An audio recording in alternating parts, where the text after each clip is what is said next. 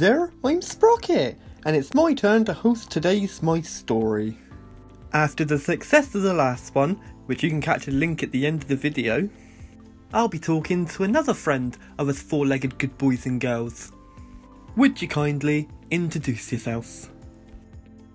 Hi, my name is Gemma and I compete in Canicross and a bit of Bikejoring. Hi there, Gem. Did you get the joy of growing up with us doggos? I've always been around dogs from a very, very young age. We had dogs in our family. I think the first dog we had was from a rescue home when I was about 4 or 5 years old. And from there, yeah, we've just had dogs all the way through. And yeah, we've had a couple of Great Danes as well, which was fun. Ooh, that's a big one, isn't it? What was the first doggo to call you mum, and what did you call it? The first dog I personally ever owned is a dog that I've got at the moment called Buddy. He is currently fast asleep, so I don't want to disturb him. But he's, we rescued him about 3.5 years ago now. He was 4 when he came to us, and he's going to be 8 in a couple of weeks. How did you first hear about the best walkies fun ever? I first heard about the sport quite a while ago, actually. My mum took part in a lot of Canicross events. And she was very, very successful. She did a couple of races with the Great Dane and ended up doing really, really well. So yeah, I heard about the sport a long, long time before I took it up. Unfortunately, I didn't go and watch her at any events because I'd moved out of home at that point. But from looking at her results and everything, she was a really, really good runner back in the day, bless her.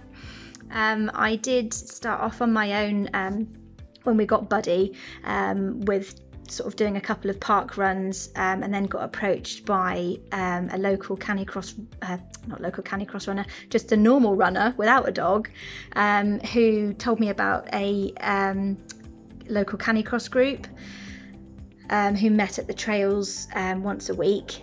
And yeah, I just went from there really. I joined the club, made loads of new friends, extended our knowledge on the sport, and found loads of sort of groups and pages on Facebook and Instagram, and then yeah, just from there increased our Canicross circle massively. And it was sort of through social media and joining the Canicross club that it was where I heard about the local events and competitions that were going on. Without that, I was sort of in my own little bubble, just running around with Buddy, doing our own thing. And I think we'd probably still be doing that now if it wasn't for social media and getting out there and you know, meeting new people and doing some competitions. What is the bestest part of the activities that you do with your doggos? The part that I enjoy the most about Canicross and that kind of area is not one specific part, it's like the whole package, like the whole adventure that you get with it, where you know you can plan a epic road trip or to make a whole weekend out of doing a couple of events. It's just, yeah, it's the whole thing really for us. You know, you get to see so many new places, you get to meet so many different people, different dogs, and it's just, the whole thing is just so much fun really. The competing part of it is also very fun, but we try not to take that too seriously. How much do you have to train? We try and train a couple of times a week, whether that's just sort of Buddy and myself, or when Fergus comes along. Depending on what mood Fergus is in, he'll join in, or he will just free run with us. But Buddy is more sort of committed to the sport, and yeah, he'll run with me a couple of times a week. When you do, what do you do? The dogs the dogs get exercised every day. Usually they'll have a day off in the week at some point, depending on what our routine is, what we've got planned for that week. We will incorporate at least one Canicross training session a week alongside a bike jaw session once a week. The bike jaw is obviously very different to the running. You can go a lot faster, so it helps with their speed and stamina a little bit more. Plus Buddy and Fergus actually absolutely love the bike because you can go super fast. And also some days I'll go running on my own. If my husband takes the dogs out himself, I'll go out for a jog somewhere on my own, do some training. If not, then I'll run and the dogs will just free run with me wherever we happen to be, around the trails, around the fields and around the lanes and paths around town. Anything to say for us newbies putting our paws in for the first time? I think the first thing that you should do if you're considering taking up the sport is get your dog, just get a general health check done at the vets, just to see if there's anything going on, any niggles. They can check the heart, check the joints and things like that, and just give you a clean bill of health before you sort of get into the sport itself, really. I would definitely recommend seeking professional advice on a harness for your dog. I can honestly put my hands up and say that I didn't do that, just because I didn't really know much about it. I ended up getting a really horrible cheap harness from Pets at Home, not gonna lie, and it wasn't until I started meeting up with different people that I thought, oh, actually I need to get a better harness for my dog, as he's pulling so well in it. I need to make sure it's going to fit and not obstruct his airway at all. So yeah, there's loads and loads of websites. We can put some recommendations up for you. But yeah, they've got loads of different products on there, from harnesses, bungee lines and Canicross belts for yourself to wear, and you basically just measure your dog correctly as they instruct you to, and you can buy it all online. There are a couple of places that you can go to try it on, take your dog to and try different harnesses on. There's a couple of companies that will go to events where they've got trade stands, which is a lot easier, because then you've got the harness physically there and you can put it on, try the different sizes out, and then you can go away with it rather than trying to buy them online, and if it doesn't fit then you've got to send it back. But you'll get there in the end. Sometimes it's harder than others. If you've got a weird shaped dog, Buddy was quite difficult to fit because he's quite deep chested, so he came up as like an extra large dog in the chest area, but his neck's quite small. But in the end I ended up finding a really good harness for him, and yeah, haven't looked back since. So yeah. I'd also recommend joining a local Canicross club as well, because there's going to be so many different dogs running, all with different harnesses, meeting people, like-minded people, and it also boosts your confidence as well, and it's always a really good laugh, running around with a load of dogs and friends that you can make, and yeah, it's really good for socialising the dogs as well. I would also recommend starting off slow with the sport. You need to build up your stamina as well as the dogs. So like a program like Couch to 5k, Couch to 10k would be really good, really efficient. And yeah, it's good for general runners as well as Canicrossers as well. Is it okay for the enjoyment of the people at home if we talk just a little bit more about your own pack? Yeah, so you've heard me mention 2 dogs, Buddy and Fergus. Yeah, as I said, Buddy's going to be 8 in a few weeks, and Fergus is he's a Cocker Spaniel, and he's going to be 3 in a few months in July. Yeah, he's also asleep. Oh, he's awake, wagging his tail. I'll see if he wants to come over. Do you want to come over? Got it? Good boy. This is little Ferg. Good boy. Fergus will do a little bit of Canicross. However, his main priority in life is to chase pheasants.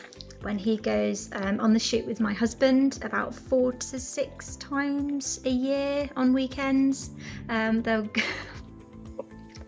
go and beat for the shoot, and pretty much that is where Fergus prefers to be. I mean, he'll do Canicross, he'll run really well with the bike because he loves running fast, but yeah, his main aim in life is and main passion in life is to be out in the countryside chasing pheasants. This next question is really tough, so I can understand if you want to take a second before answering. What's your bestest memory with your doggo? The fondest memory, it's hard to pick one, but it'll probably be when Buddy and I were competing earlier this year. Actually, we were doing a 5k Canicross race, and I horribly went over on my ankle, and it was really nasty, and it popped and it made very strange noises. I thought I'd broken it because it was so painful. Up until that point, Buddy was, well, both of us were running really well. We were on target to get a PB, and yeah, I went over on my ankle, and he knew instantly that there was something wrong, and instead of pulling me hard as he had been all the way round, he came back to me and trotted with a loose line just a little bit in front of me. And even through the pain I was going through, we were about 3/4 of the way around the course, so I knew the finish line was coming up at some point soon. I just thought, what a fab dog. I've got a great dog here that loves the sport, and he's really looking after me. He knows I've hurt myself. He knows not to pull. Yeah, and he got us back in one piece, and yeah, just really looked after me, and I was really proud of him, and yeah, really grateful that, you know, he's such a good dog. And yeah, I mean he's come on like leaps and bounds since we've had him anyway. He's quite an anxious dog, so the new situations that we've put him in since we've had him, he's just improved so much. He can deal with a lot more difficult situations, I think, and yeah, we've just got a lot of trust between us now, and obviously the bond has grown a lot more since we've been doing Canicross as well. What's your favourite course, and why specifically that one? Favourite course has to be, I'm going to have to say it's going to be Newnham in Plymouth. I think it's because there's just such a great atmosphere down there. It's got a little bit of everything. It's got trails, it's got hills, it's got river crossings, it's got grass, it has a lot of mud, and yeah, there's, you know, you can camp down there. It's just really chilled, and they've got a lot of different race categories as well. You've got beginners, you've got Canicross, you've got Bikejoring, you've got scooter, and you've got rigs, so there's a bit of everything for everybody there, really. And it's really beginner friendly, because they'll cut the course down in half, so if you're not sort of confident in doing 5k, or you feel like you're not quite ready for that yet, they do have a beginners course which is about 2.5k, which is really fun as well. I usually do that with Fergus or something as a cool down, and yeah, there's also a fab coffee and cake van that turns up. It's the same lady that turns up every time, and she has got the most delicious cakes. Yeah, so that's another reason why it's my favourite. And actually, there is probably one other course that I have really enjoyed doing, and it was a one-off. That was last year, and it was part of another series. Another sort of company was doing a Canicross series down here, and they did a course at Tahiti Woods, which was that's in Camborne in Cornwall. And that was really fun. That was another 5k route through the woods, but it was flat, and that's why I enjoyed it. If you had to, would you recommend this sport to others? Yeah, of course, I would definitely recommend this sport to anybody who, you know, wants to get fit, wants to spend some quality time with their dog, and yeah, make new friends. It gets you out exploring new places, whether it's locally around where you live, or whether, you know, you go further afield and take part in events. You know, Canicross, trekking. There's so many sort of events and just things going on really nationally. It is, you know, the sport is ever growing. There's always something going on. There's never enough weekends in the year now to do everything that you want.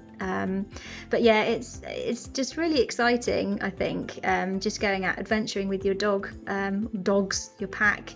But yeah, definitely recommend it, definitely. Thank you, Gem, for taking the time to sit down and come and talk to me. Take care, and bye-bye. Thanks.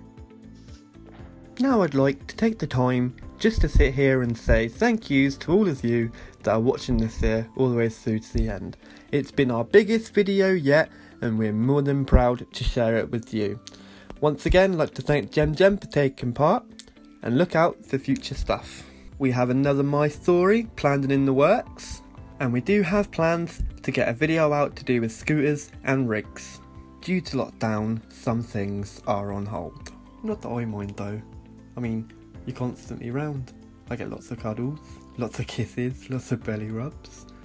I get, you know, to follow you about and sleep at your feet and to see what you're doing all day. It's quite nice actually. When the back door's always open and I'm in and out, sniffing around, back in, just generally spending time with you. I don't see what the problem is. We should do this here more often.